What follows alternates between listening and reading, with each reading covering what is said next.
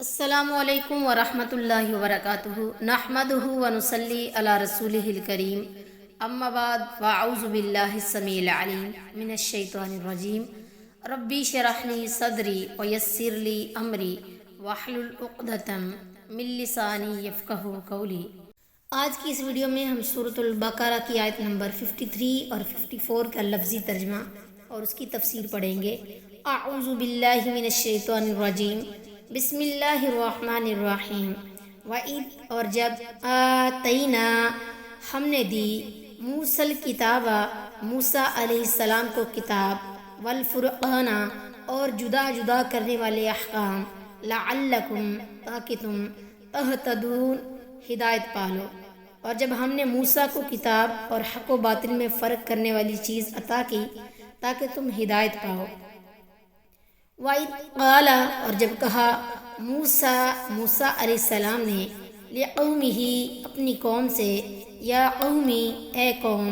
Income بے شک تم ظلمتم تم نے ظلم کیا،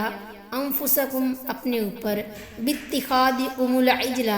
تم نے بنا لیا بچڑے کو معبود، فتوبوا سو تم رجوع کرو، الی طرف باریکم تمہارا پیدا کرنے والا، فاقتلوا سو تم ہلاک کرو، انفسکم اپنی جانیں، ذالکم یہ، خیر لکم بہتر ہے تمہارے لیے، عند بارئکم نزدیک تمہارے پیدا کرنے والے کے، فتابا اس نے توبہ قبول کر لی، علیکم تمہاری، انہو بے شک، هو التواب وہی توبہ قبول کرنے والا، رحیم رحم کرنے والا۔ اور جب موسیٰ علیہ السلام نے اپنی قوم سے کہا، اے میری قوم، بے شک تم نے بچڑے کو اپنے پکڑنے کے ساتھ اپنی جانوں پر ظلم کیا، پس تم اپنے پیدا کرنے والے کی طرف توبہ کرو، پس اپنے آپ کو قتل کرو، یہ تمہارے لیے تمہارے پیدا کرنے والے کے نزدیک بہتر ہے، تو اس نے تمہاری توبہ قبول کر لی، بے شک وہی بہت توبہ قبول کرنے والا نہایت رحم والا ہے۔ بنی اسرائیل میں جس طرح شادی شدہ زانی کی سزا رجم تھی، اسی طرح شرک کے ارتکاب پر بھی انہیں قتل کی سزا سنائی گئی اور اس پر عمل بھی ہوا۔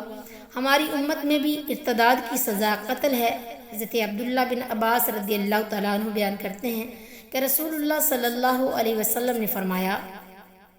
من بدل دینہ فاقتلوا، جو شخص مرتد ہو جائے اسے قتل کر دو۔ ابو داؤد الحدود باب الحکم فی من ارتد۔ مگر اتنی تخفیف کر دی گئی کہ مرتد توبہ کر لے تو اسے معاف کر دیا جائے گا، البتہ رجم کی حد توبہ کے باوجود جاری کی جائے گی۔ طبری نے ابن عباس رضی اللہ تعالیٰ عنہ سے نقل فرمایا ہے کہ موسیٰ علیہ السلام نے اللہ کے حکم سے اپنی قوم کو حکم دیا کہ اپنے آپ کو قتل کرو، تو وہ لوگ جو بچھڑے کے مجاور بنے تھے گوٹ مار کر بیٹھ گئے، اور جو لوگ مجاور نہیں بنے تھے وہ اٹھے اور انہوں نے ہاتھوں میں خنجر لیے، ان پر ایک سخت تاریکی چھا گئی اور وہ ایک دوسرے کو قتل کرنے لگے۔ پھر اندھیرا دور ہو گیا، روشنی ہوئی تو 70,000 قتل ہو چکے تھے۔ جو قتل ہو گیا اس کی بھی توبہ قبول ہوگی اور جو بچ گیا اس کی بھی۔ صاحب التفسیر صحیح فرماتے ہیں کہ ابن عباس رضی اللہ تعالیٰ عنہ تک اس روایت کی سند صحیح ہے، مگر ظاہر ہے کہ یہ اہل کتاب سے لی گئی ہے، جس کے متعلق حکم ہے کہ انہیں نہ سچا کہو اور نہ ہی جھوٹا کہو۔ اس سے پہلے گزر جانے والی آیت نمبر 52 میں جس معافی کا ذکر ہے وہ اس قتل کے بعد کا ہے۔